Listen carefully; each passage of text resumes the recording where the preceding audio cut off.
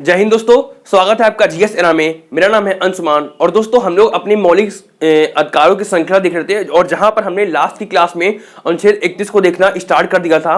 अनुच्छेद 31 में हमने दोस्तों बात की थी यहाँ पे संपत्ति के अधिकारों के बारे में, जो कि वर्तमान में जो आपके मूल अधिकार हैं, जो 6 टाइप के मूल अधिकार हैं, उनमें अब नहीं रखा गया है। जब आपका संविधान था, मूल संविधान था, उसमें 7 प्रकार के मौलिक अधिकारों को रखा गया था। उनमें ही आपका एक टाइप था संपत्ति का अधिकार। फिर ऐसा क्या होता है जिसकी वजह से संपत्ति के अधिकार को हटाया जाता है, वो सारी चीजें हमने आपको लास्ट की क्लास में कवर कर दी थी। जो कॉन्फ्लिक्ट चल रहा था सुप्रीम कोर्ट और सरकार के बीच में, और उसके बाद अंत में विकास संबंधी कार्यों को सुचारू रूप से चलाने के लिए यह डिसाइड होता है कि जो आपका संपत्ति का अधिकार है उसको मौलिक अधिकार से हटा करके आर्टिकल 301A के अंतर्गत आपके भाग 12 में रख दिया गया, यानी कि ये एक कानूनी अधिकार है। दोस्तों मैंने आपको बताया था कि जब आपका 42वां संविधान संशोधन 1976 हुआ था, उसके पहले ही ये कर दिया गया था कि जो आपका आर्टिकल 31 था उसको 3 भागों में डिवाइड करना था। उसको 3 भागों में डिवाइड कर दिया था। आज हम उन जो 3 भागों में डिवाइड किया था, अनुच्छेद 31 का, 31 का, उनके बारे में देखेंगे। हालांकि ये अब वर्तमान में मौलिक अधिकार नहीं है, लेकिन फिर भी ये प्रावधान आपके पूछे जा सकते हैं, इसलिए हम लोग को ये देखना जरूरी है।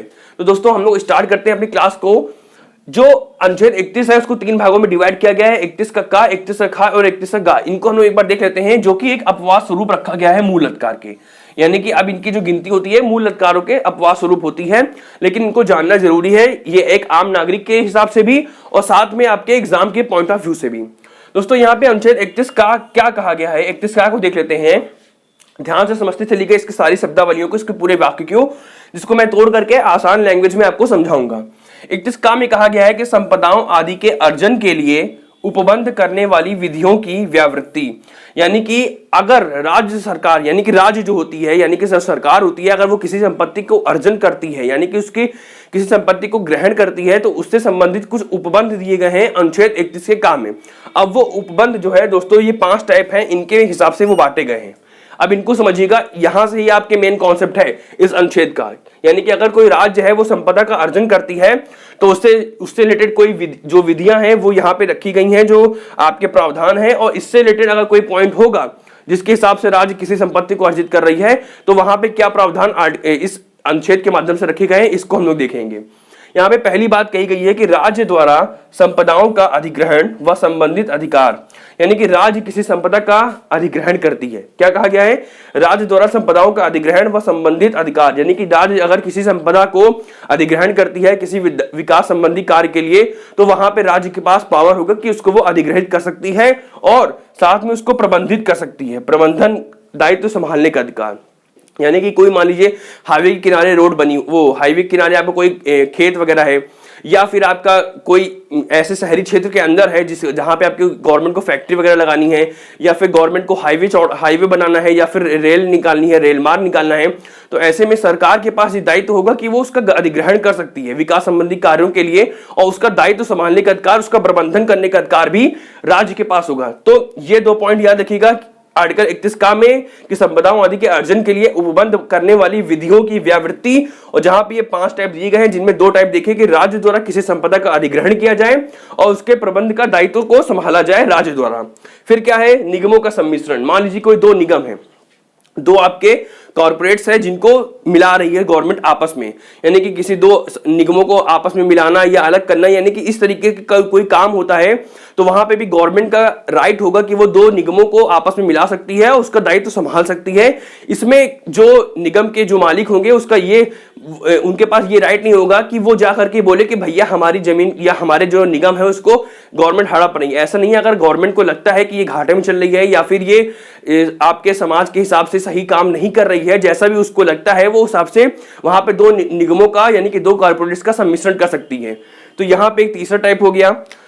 चौथा है फिर निगमों के शेयर धारकों का पुनर्निर्धारण या समाप्ति, यानी कि जो निगम है, जो आपके कॉर्पोरेट्स हैं, उसमें जो भी शेयर धारक है जिन्होंने अपने शेयर लगाए हुए हैं, या तो उनका पुनर्निर्धारण कर सकती है और या फिर उनको समाप्त भी कर सकती है। ये गवर्नमेंट के पास राइट है। यहाँ पे जो शेयर धारक होगा वो अपने मौलिक अधिकार को लेकर के रोता हुआ सुप्रीम कोर्ट नहीं जाएगा, क्योंकि यहाँ पे साफ साफ लिख दिया गया है 31 का में कि जो गवर्नमेंट है वो चाहे तो निगम का जो शेयर धारक है उनका पुनर्निर्धारण भी कर सकती है, उनकी समाप्ति भी कर सकती है। ये 5वें चौथे इसका प्रावधान है। और दोस्तों अंतिम है खनन पट्टे का पुनर्निर्धारण या समाप्ति। अब कोई खनन संबंधी कार्य है जो हम लोग देखते हैं कि राज्य सरकार द्वारा पट्टे में दिया जाता है, तो उस पट्टे को समाप्त भी कर सकती है, उसका पुनर्निर्धारण भी कर सकती है। ये सारे काम यहाँ पर राज्य के ऊपर दे दिए गए हैं। अब अगर ऐसा किसी संपत्ति को अधिग्रहण करने का चाहे मैटर हो, या फिर आपके निगमों के सम्मिश्रण का मैटर हो, या फिर शेयर धारकों से रिलेटेड मैटर हो, या खनन पट्टे से रिलेटेड मैटर हो, तो वहां पे वो जो उससे स्वामित्व जो उस चीज से रिलेटेड जो भी व्यक्ति होगा वो अपने मूल अधिकार का रोना लेकर के वो सुप्रीम कोर्ट नहीं जाएगा। यहाँ पे साफ साफ कह दिया गया है 31 के तहत ये सारी पावर होगी राज्य सरकार की। और अगर इससे संबंधित कोई भी काम होता है तो वहां पे वो व्यक्ति आर्टिकल 14, ध्यान से समझिएगा, आर्टिकल 14 और आर्टिकल 19 का रोना लेकर के सुप्रीम कोर्ट नहीं जाएगा।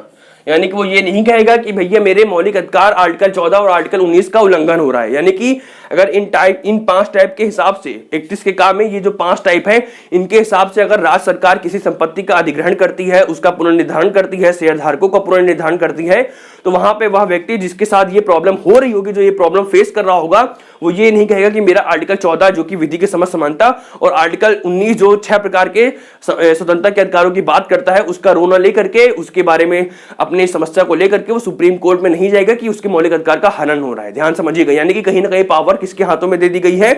सरकार के हाथों में दे दी गई है। फिर उसके बाद कहा गया है दोस्तों 31 का खा, ध्यान समझिएगा, 31 खा में कहा गया है कुछ अधिनियमों व विनियमों का विधिमान्यकरण। मतलब क्या हुआ? लैंग्वेज ऐसे बहुत टिपिकल लग रही होगी, मैं आपको आसान भाषा में समझाता हूं। नौवीं अनुसूची क्या है दोस्तों? जब मैं अनुसूचियां लाइन से पढ़ाऊंगा तब वहां पे एक्सप्लेन करके समझाऊंगा। अभी क्या है, नौवीं अनुसूची में है भूमि अधिग्रहण से संबंधित कानून। यानी कि सरकार चाहे तो किसी विधि को वो भूमि अधिग्रहण यानी कि नौवीं अनुसूची के अंतर्गत डाल सकती है।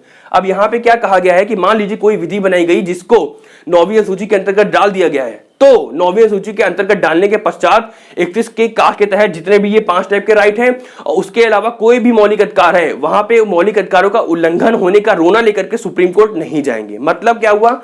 मान लीजिए सरकार है, सरकार ने कोई विधि बनाई और वो विधि उसने डाल दी है नौवीं अनुसूची में। अब अगर नौवीं अनुसूची में वो विधि पड़ गई है तो उसके बाद कोई भी व्यक्ति ये रोना लेकर के नहीं जाएगा कहां पे? सुप्रीम कोर्ट में, कि उसके मौलिक अधिकारों का हनन हो रहा है, चाहे वो इनसे रिलेटेड हो यानी कि 31 का के जो 5 प्रावधान है उनसे रिलेटेड हो या उससे हट करके भी हो। यहां पे लोगों के पास राइट नहीं होगा कि वो ये कहने जाए कोर्ट में कि मेरे मौलिक अधिकारों का हनन हो रहा है अगर किसी विधि को नौवीं अनुसूची में रख दिया। फिर उसके बाद एक केस होता है, ये अभी स्टार्टिंग की मैं बता रहा हूं। फिर उसके बाद एक केस होता है कोएल्योवाद। कोएल्योवाद इसमें क्या होता है दोस्तों? सुप्रीम कोर्ट ने कहता है कि नहीं भैया अभी रुकिए, ये आप सरकार क्या कर रही हैं, ये तो आप पूरी तरीके से तानाशाही में उतर रही हैं। यहाँ पे कोएल्योवाद में ये कहा गया कि न्यायिक समीक्षा नाम की भी कोई चीज है। न्यायिक समीक्षा नाम की चीज क्या है कि न्यायालय न्यायिक समीक्षा कर सकती है। कोई विधि अगर संविधान के अनुरूप नहीं है तो वहां पे वो न्यायालय देख सकती है कि ये संविधान के अनुरूप नहीं है, तो इसमें जो बनाई जाए विधि वो संविधान के अनुरूप बनाई जाए। क्योंकि जो ये न्यायिक समीक्षा है दोस्तों, ये आधारभूत ढांचे का हिस्सा बन गया था और आधारभूत ढांचे का जो कॉन्सेप्ट था 1973 की केशवानंद भारती केस में आ चुका था। केशवानंद भारती केस 1973 का होता है, ये भी बहुत प्रमुख है। इसको जब मैं आगे बताऊंगा तो पूरा एक्सप्लेन करके बताऊंगा। तो केशवानंद भारती केस में ये हो चुका होता है कि दोस्तों जो आपकी सरकार है वो मौलिक अधिकारों में आपका संशोधन कर सकती है लेकिन आधारभूत ढांचे में चेंज नहीं कर सकती है। और न्यायिक समीक्षा सुप्रीम कोर्ट के अनुसार, क्योंकि सुप्रीम कोर्ट आपके संविधान का व्याख्याकर्ता के रूप में जाना जाता है, तो सुप्रीम कोर्ट ने कहा कि जो न्यायिक समीक्षा है वो एक आधारभूत ढांचे का हिस्सा है और न्यायिक समीक्षा वो कर सकती है अगर कोई विधि बनाई जाती है और वो संविधान का उल्लंघन करता है। तो जो ये राइट था कि विधि बनाई जाए, उसको नौवीं अनुसूची में डाल दिया जाए और वो मौलिक अधिकार का उल्लंघन हो अथवा ना हो, उससे कोई मतलब नहीं सरकार को। यहाँ पे कोएल्योवाद में सुप्रीम कोर्ट ने कहा कि ऐसा नहीं है, यहाँ पे अगर कोई विधि बनाई जाएगी तो उसकी न्यायिक समीक्षा की जा सकती है क्योंकि न्यायिक समीक्षा आपके आधारभूत ढांचे का हिस्सा है। तो अगर मान लीजिए अब वर्तमान में कोई एक विधि बनाई जाती है जिसको नौवीं अनुसूची में डाला जाता है तो उसकी न्यायिक समीक्षा की जा सकती है, उसके अनुरूप ही काम होगा। यानी कि कहीं ना कहीं सरकार की जो पावर थी उसको कंट्रोल करने का काम किया किसने? सुप्रीम कोर्ट ने। तभी कहा जाता है कि स्वच्छ लोकतंत्र के लिए आपको न्यायपालिका की भी अपनी भूमिका को समझना चाहिए, कार्यपालिका को भी अपनी भूमिका को समझना चाहिए कि जब कभी कार्यपालिका हठधर्मी हो जाए तो न्यायपालिका उसको संभाले और जब कभी न्यायपालिका हठधर्मी हो जाए तो कार्यपालिका उसको संभाले, ताकि जो बैलेंस है समाज का, लोकतंत्र का, संविधान का, वो बनके सही रूप से चलता रहे। सॉरी खांसी थोड़ी आ रही है। फिर है 31 का गा, तीसरा पार्ट। इसमें कहा गया है कि कुछ निर्देशक तत्वों को प्रभावी करने वाली विधियों की व्यावृत्ति, कुछ निर्देशक तत्वों को।